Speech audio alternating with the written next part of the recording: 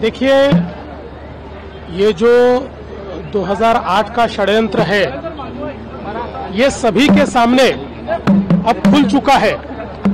और उस समय की जो सरकार है, इस सरकार ने वोट की राजनीति के लिए हिंदू टेरर और भगवा आतंकवाद ये शब्द तैयार किए थे। आपको वो समय पता होगा कि जिस समय पूरी दुनिया में बहुत बड़े पैमाने पर आतंकवादी घटनाएं हो रही थी और एक प्रकार से इस्लामिक आतंकवाद ये दुनिया में चर्चा का विषय था। और उसके चलते हमको जो वोट देने वाले लोग हैं, इनमें गुस्सा निर्माण न हो या उनको ये लगे कि हम बैलेंस करते हैं, इसलिए ये हिंदू आतंकवाद की पूरी थियरी तैयार की गई, लोगों को अरेस्ट किया गया और हिंदुत्ववादी और राष्ट्रीय स्वयंसेवक संघ के अधिकारी पदाधिकारी, इनको टारगेट करने का ये षड्यंत्र था। लेकिन बहुत जद्दोजहद करने के बावजूद उनके खिलाफ कोई भी पुख्ता सबूत नहीं मिल पाया।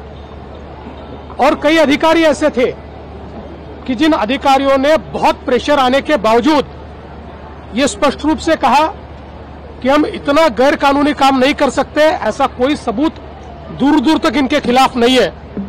तो मुझे ये लगता है कि अब परत दर परत ये जो षड्यंत्र है ये बाहर निकल रहा है।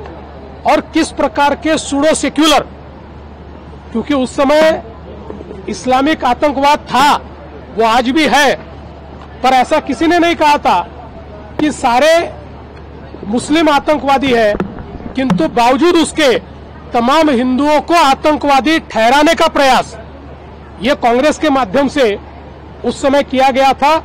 और उसी की कड़ी है, अब धीरे धीरे लोग बोलना शुरू करेंगे और कई गंभीर चीजें बाहर आएगी। पहले तो पृथ्वीराज चौहान ये अपने साथियों को बताए, क्योंकि वो जिस सरकार में थे, मनमोहन सिंह जी की सरकार में, जिसमें प्रधानमंत्री कार्यालय का कार्यभार वो संभालते थे, उसी सरकार ने इसको भगवा आतंकवाद करार दिया। तब याद नहीं आया ये छत्रपति शिवाजी महाराज का भगवा है? तब ये भगवा आतंकवाद, हिंदू आतंकवाद बोल रहे थे। और चाहे वो भगवा हो, चाहे वो हिंदू हो, चाहे सनातनी हो, इनमें भेद नहीं है, ये सब एक है। और ये सारे के सारे राष्ट्र प्रेमी, राष्ट्रवादी और राष्ट्रीय विचारों से प्रेरित है।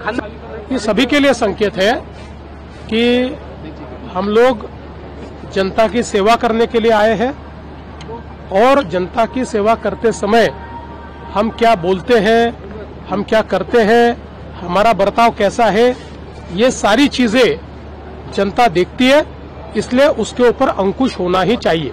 आपल्या परिसरातील बातम्या आमच्यापर्यंत पोहोचवण्यासाठी स्क्रीनवर दिलेल्या क्रमांकावर संपर्क साधू शकता।